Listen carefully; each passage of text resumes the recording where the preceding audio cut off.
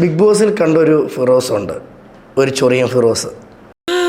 Of course ഞാൻ ഓർക്കുന്നു, വല്ലാതെ ഓർക്കുന്നു. വേണ്ടാട്ടോ, നീ ചായ അടിച്ചാ മതി, നീ എന്നെ അടിക്കാൻ നിൽക്കണ്ട. ശരിക്കും മലയാളികളുടെ മുന്നിൽ അല്ലെ റിയൽ ലൈഫിൽ ഫിറോസ് ഒരു ചൊറിയനാണോ? ഫ്രഷ് സബ്ജക്റ്റ് ആയിരിക്കും. എനിക്ക് ചൊറിഞ്ഞ് വരുന്നുണ്ട് കേട്ടോ. ഞാൻ വിചാരിച്ചോട്ടെ, ഇത്രയും നേരം ഞാൻ ഇവിടെ ഇരുന്നിട്ട് നിന്നെ എന്തെങ്കിലും ചൊറിഞ്ഞോ? കവി തല്ലു വാങ്ങിയിട്ടേ പോകുന്നാ തോന്നുന്നത്. നമുക്കറിയാം ഒരു വേദിയിൽ വരുമ്പോൾ എങ്ങനെയാ പെരുമാറേണ്ടതാണ്, പക്ഷെ നീ അത് പലപ്പോഴും ലംഘിക്കുന്നുണ്ട്. എടാ, നീ എന്തിനാണ് റോട്ടിൽ കൂടെ പോണ ഏണിയൊക്കെ പിടിക്കണത്? നാട്ടുകാരെ കൊണ്ട് പറയിപ്പിക്കാൻ വേണ്ടിട്ട്? ഞാൻ ലംഘിക്കുമല്ല. അല്ലല്ല, അത് പറയാൻ ഫിറോസ് എന്ന് പറയുന്ന വ്യക്തി ബിഗ് ബോസിൽ ചൊറിയനായിരുന്നു, അതെല്ലാം മലയാളികൾക്കും അറിയാം. അതുകൊണ്ട് ഇപ്പൊ എന്താ? അല്ല, ഒന്നുമില്ല. ബിഗ് ബോസിൽ ഫിറോസ് എന്ന് പറയുന്നത് ഒരുത്തൻ വെറുതെ ഇരുന്നാൽ പോലും അവനെ കയറി അങ്ങ് ചൊറിയും. ഇവനിട്ടൊന്ന് കൊടുത്താലോ?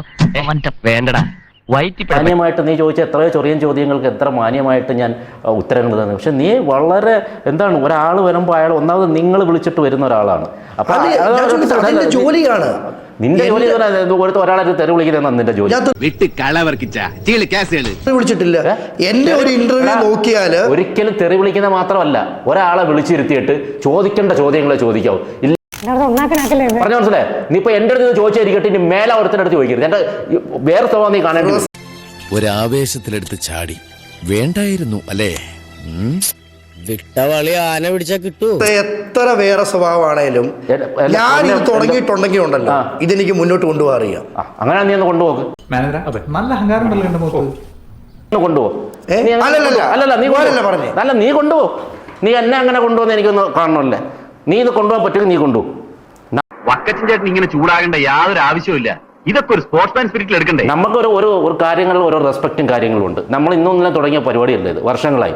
അപ്പോൾ ഒരാളടുത്ത് ചോദിക്കുമ്പം അവരുടെ മാനസികാവസ്ഥ എങ്ങനെയാണോ ആ രീതിയിൽ ചോദ്യങ്ങൾ ചോദിക്കും. ചുമ്മാ തോന്നുന്ന പോലെ ആൾക്കാരുടെ അടുത്ത് വിളിച്ച് ചോദ്യങ്ങൾ ചോദിക്കാൻ നിന്ന അങ്ങനെയാണോ? നേരത്താണോ എനിക്ക് ചെയ്യാൻ ആവശ്യമുള്ളതിനും ഇല്ലാത്തതിനൊക്കെ ആൾക്കാരെ വെറുപ്പിക്കുമ്പോ ആലോചിക്കണമായിരുന്നു. ഈ അവതാരം, നീ ശരി അവതാരകനൊക്കെ തന്നെയാണ്, നിനക്ക് കണ്ടന്റ് ഉണ്ടാക്കുക, എല്ലാം ഉണ്ടാക്കുക. പക്ഷെ അത് മറ്റേ ഒരുമാതിരി ചോദ്യങ്ങൾ വെച്ചിട്ട് കണ്ടന്റ് ഉണ്ടാക്കുക എന്ന് പറഞ്ഞാൽ നമ്മളെ അത് ഒരുമാതിരി എല്ലാവരും അങ്ങനെ ഇരുന്ന് തരണമെന്നില്ല. ഒരുമാതിരി പല തന്തയ്ക്ക് പറഞ്ഞ പരിപാടി എന്റെ അടുത്ത് കാണിക്കരുത്. ഇവിടെ വരുന്ന പലരും അങ്ങനെ ഇരുന്ന് തരുമായിരിക്കും, പക്ഷെ എന്നെ കൊണ്ട് നടക്കത്തില്ല. അങ്ങനെയാണ് എനിക്ക് പറ്റത്തില്ല. ഞാൻ ഓപ്പൺ ആയിട്ട് പറയട്ടെ, ഫിറോസ് എന്ന് പറയുന്ന വ്യക്തി ഇപ്പൊ ദേഷ്യപ്പെട്ട് ഇറങ്ങി പോകുന്നു. അങ്ങനെയാണ് എനിക്ക് മുന്നോട്ട് തുടരാനും താല്പര്യമില്ല. വെരി ഗുഡ്, എനിക്ക് ഒട്ടും താല്പര്യമില്ല. കാരണം അതിനും ചാൻസ് ഉണ്ട്. കാരണം എനിക്കിത് ഇവിടുന്ന് ഇറക്കി വിട്ടാൽ എനിക്ക് ജീവിക്കാൻ അറിയാം. അങ്ങനെ പോയി ജീവിക്കുന്നതായിരിക്കും നിനക്ക് നല്ലത്. മിക്കവാറും നിന്നെ ഇവിടുന്ന് ഇറക്കി വിടും, നീ പോയി അങ്ങനെ ജീവിക്കുന്ന തന്നെ ഏറ്റവും. ഇതൊക്കെയാണ് നമ്മളൊരു പ്രാങ്ക് ഷോ എന്ന് പറയുന്നത്.